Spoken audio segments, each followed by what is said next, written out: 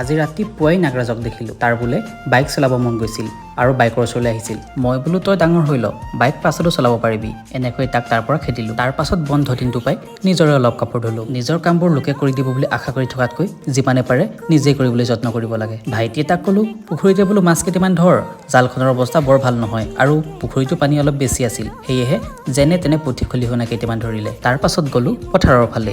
আজি পথাৰত ধান দাইছে বোলে।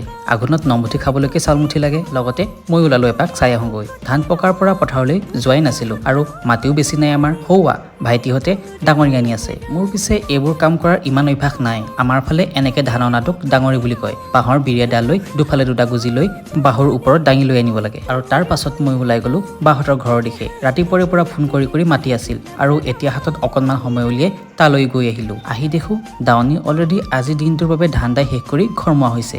আৰু ময়ো মোৰ ভিডিঅ'টো ইয়াতে সামৰিলোঁ। আকৌ লগ